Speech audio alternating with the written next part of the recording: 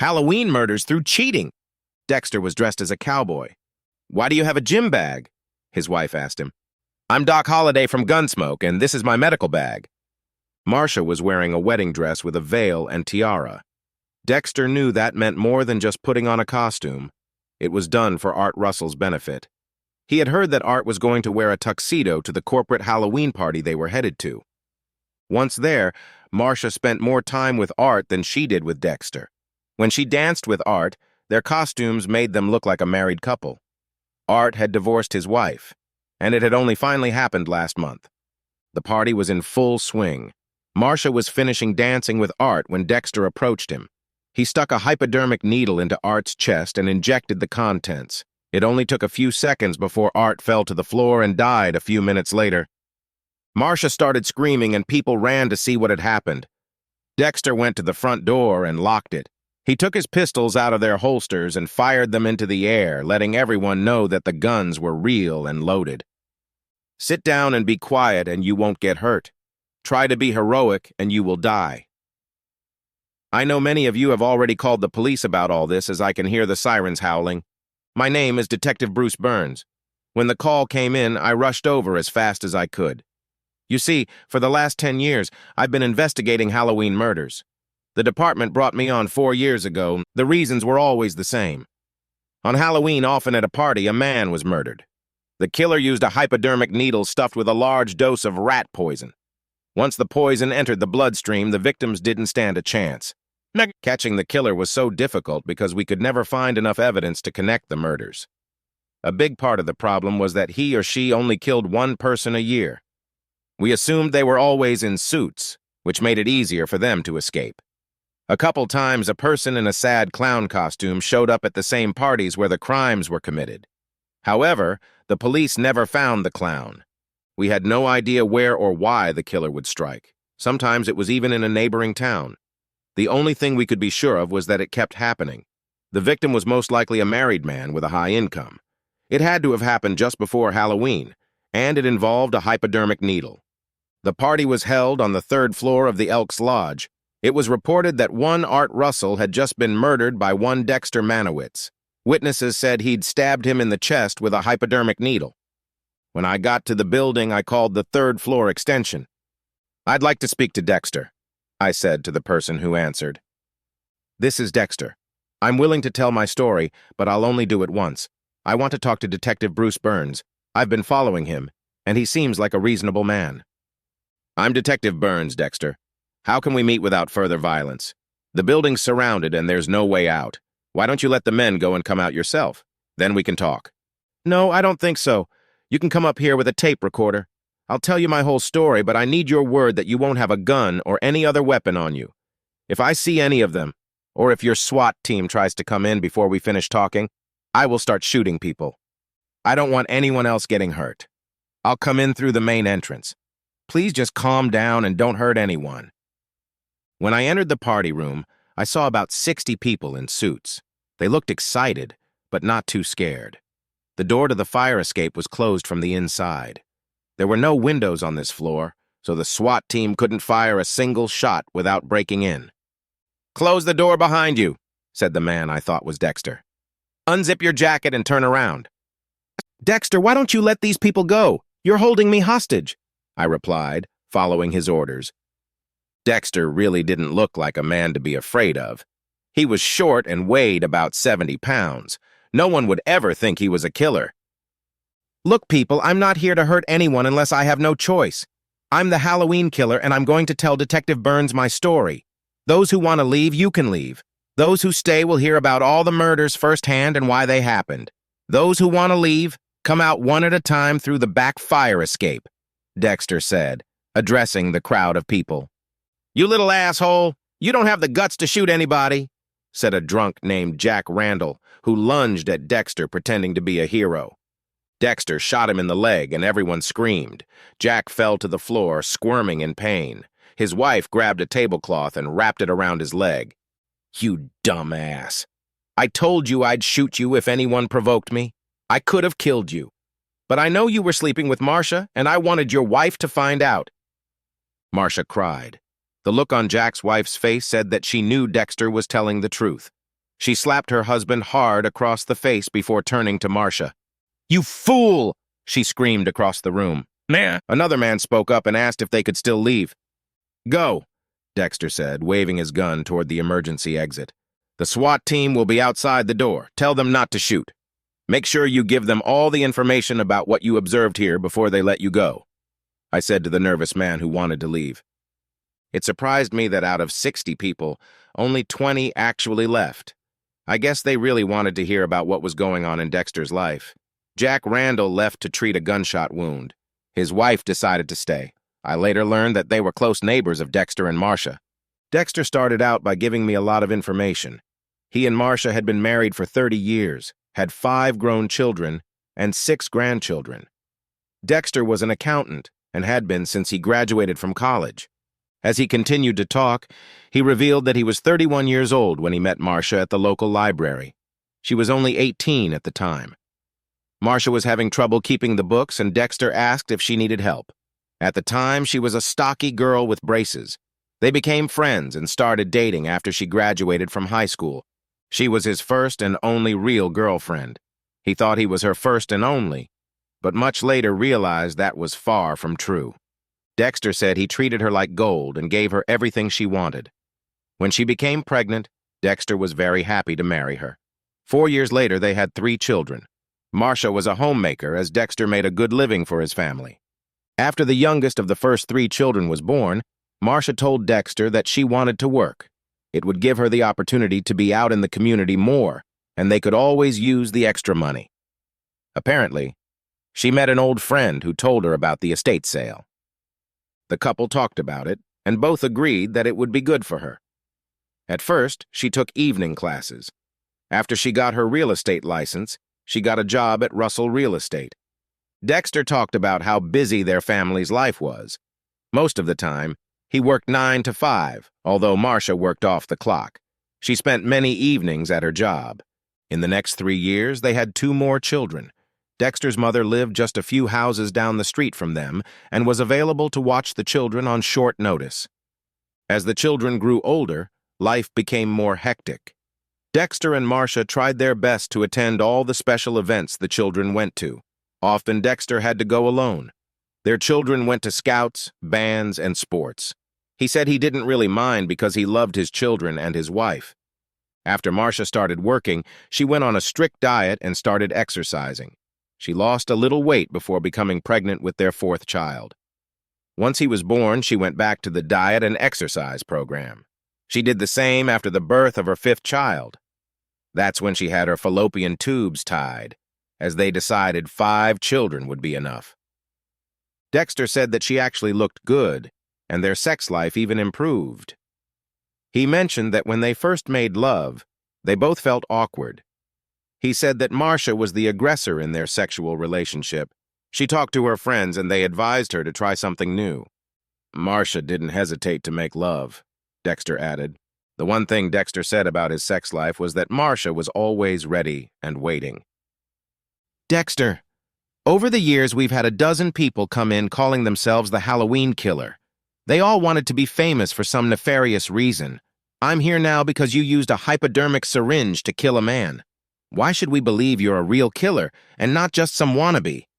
"I'll tell you everything you need to know, starting with Joe Bussey," Dexter said. "Joe wasn't the first victim, Dexter," I replied. "I know. John Kane was, but it all started because of Joe. 11 years ago, Marcia wanted to work at Russell Real Estate. They threw a party at the Holiday Inn to celebrate their 40 years in business. Art's father was running the business at the time." "How does that correlate?" I asked, trying to put all the pieces of the mosaic together. "Art Sr. died 5 years ago, and Art Jr. became president. Marcia wanted to go, but one of the kids had a ball game. I told her to go ahead.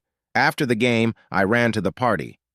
They had invited former clients to this party, as well as their fellow employees from other branches. I wasn't familiar with most of the people, just a few from Marcia's office. When I got there, Marcia was at the pool in a split swimsuit. She seemed to be having a good time, so I didn't bother her. Instead, I sat down at the counter and ordered a soda since I'm not a drinker. I tried it, but I didn't like it. "Go on," I said.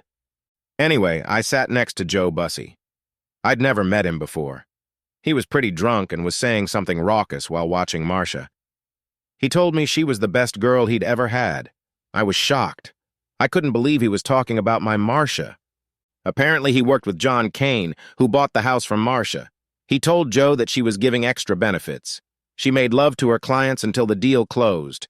Joe said that since he was looking for a house, he went to Marcia. He was treated the same way. She slept with him 4 times until the deal was closed. After that, she never wanted to see him again. I was completely speechless and couldn't think, Dexter said as he looked around the room and paused. This guy, Joe, told me it happened 7 years ago. Honestly, I didn't know what to think.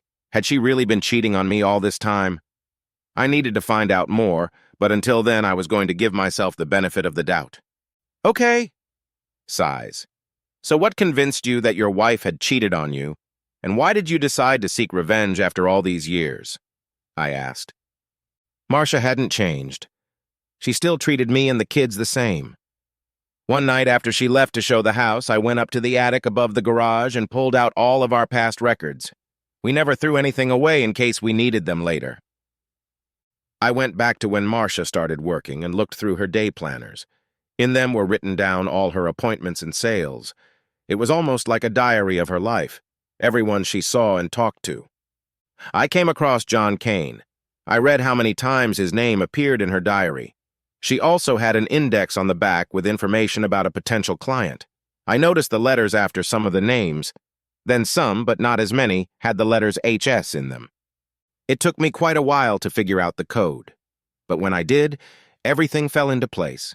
A stood for appointment. P stood for potential customer. And S stood for sold. NS and HS meant no love, and there was love. One thing I noticed about the HS notes was that a home buyer or potential home buyer had more or as much to lose as Marcia. So tell me why you chose John Kane as your first victim. Tell me something you couldn't just read about in the papers.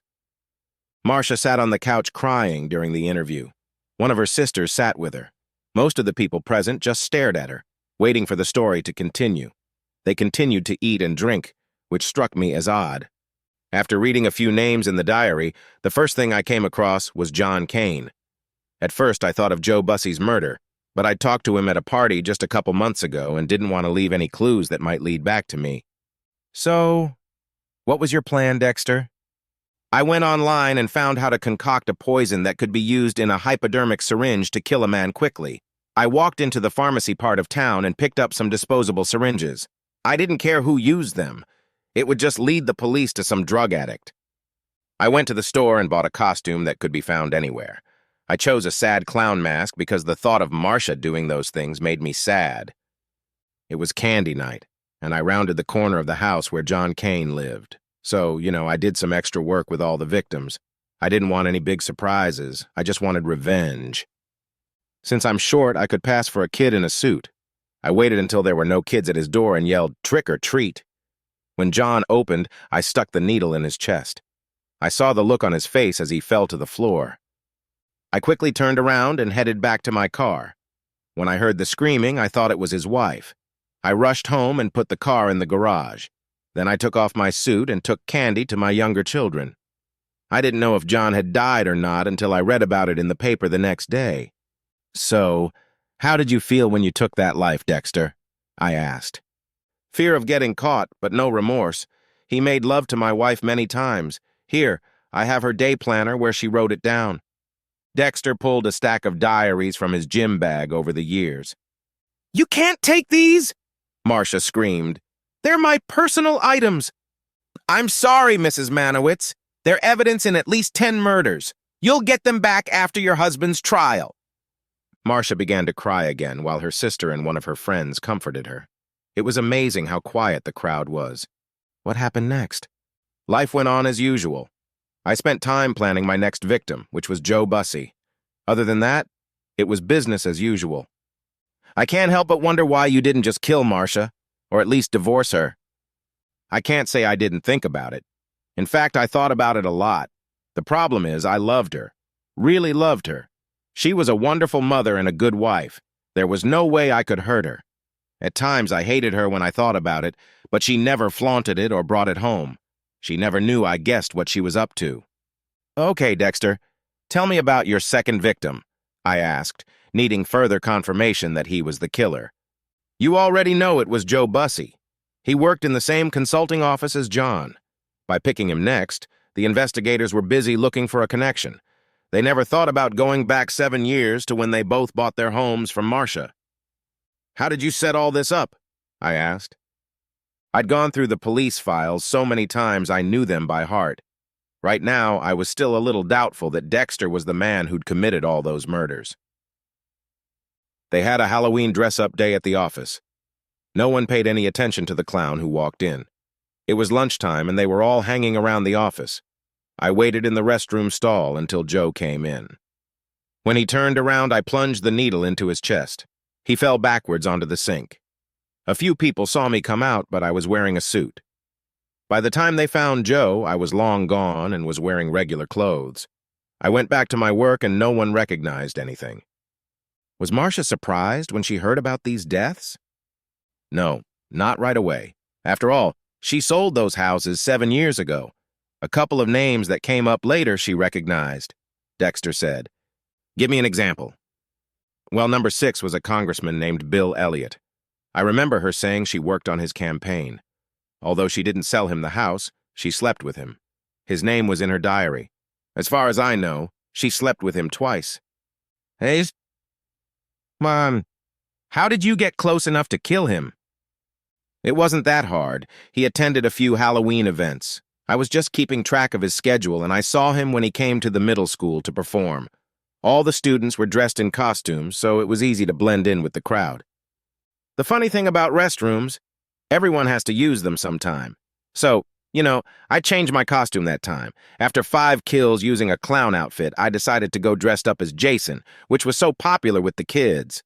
Why do you think you got away with it for so long?" Investigators kept looking in the wrong places. After eliminating John Kane, they had nothing. Then they tried to find a connection between John and Joe. Since they worked together, they kept following competitors or employees of their office. After that came Terrell Bosley, a professional athlete. If you look in the diary, you will see that Marcia showed him several houses. She slept with him twice, but never sold him a house. He just used her. That's why I made him number 3. He was the only one I spent 2 needles on. Being an athlete, I wanted to make sure I used enough poison. "Where did you kill him, Dexter?" "It was in a motel room. Even though he was married, he was picking up white women after practice and making love to them. There was a Halloween party in the banquet room. Terrell had nothing to do with it. He was only there for love.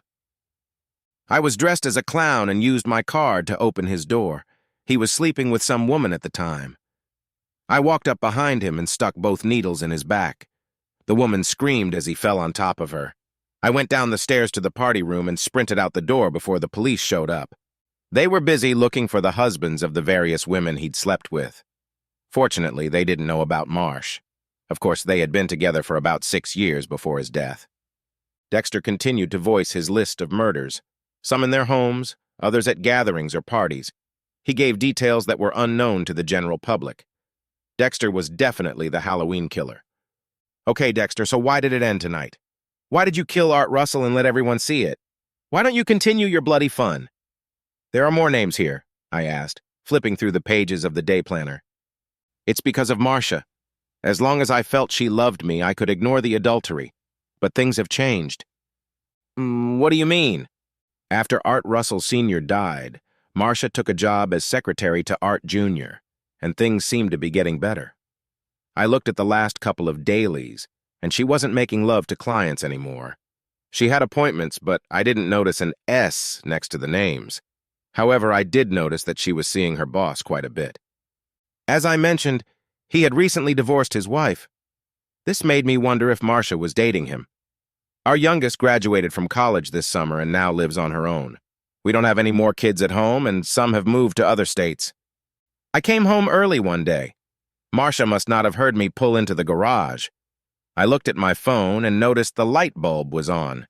That meant Marcia was using it. I picked up the phone and listened. She was talking to Art and told him that now that all the kids were out of the house, she was going to leave me to marry him. I was devastated. I had put up with her all these years because I loved her, and now she was going to leave me. He turned to take another look at his wife. Marcia ahed, but said nothing. I saw the pain in his eyes. I heard her tell Art that she was going to go to the Halloween party in her wedding dress and he should wear a tuxedo. He told her that after the party they were going to tell me about the divorce.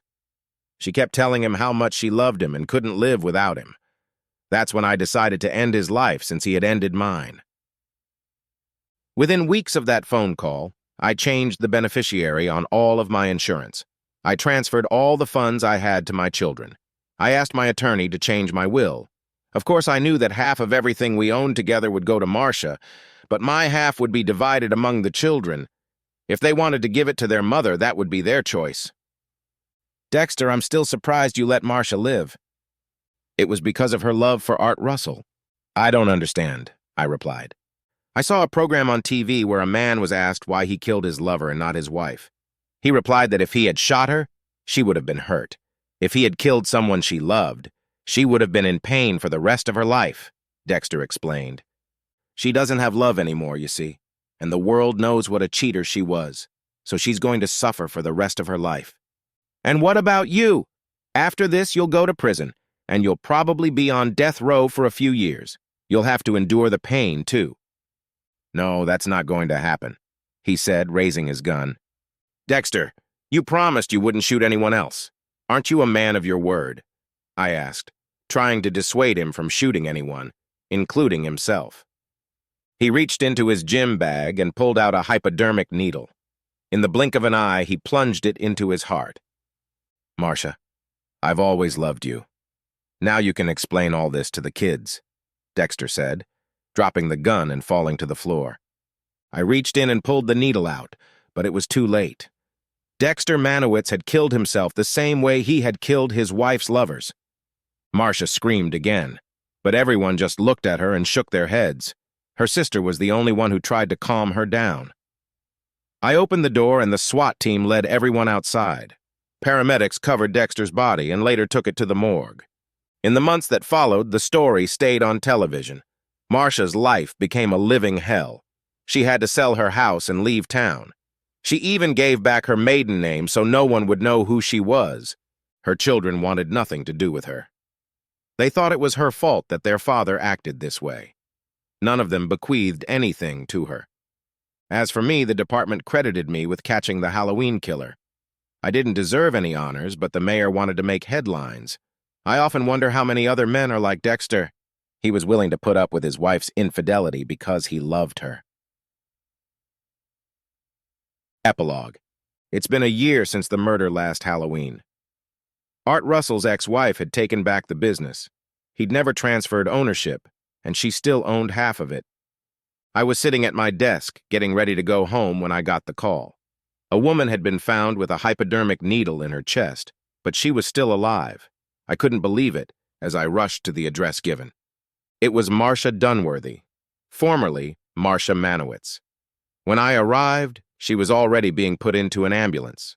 A neighbor who was watering her lawn remembered the license plate number of the car leaving Marcia's house. The entire department was on the scene looking for her. When they stopped the car, they discovered it was Jack Randall's wife. He was one of the men who had slept with Marcia. She's to blame, too. She ruined my marriage and my family, and she should pay for what she did. I don't understand why she was never charged with anything. Beverly Randall, charged with attempted murder, is now awaiting trial. As for Marcia Dunworthy Manowitz, she's in a coma. Doctors don't know if she will ever come out of it. The poison Beverly used destroyed her brain cells, but left her heart normal. I guess now all we have to do is wait until next Halloween and hope there are no more copycat murders. The end.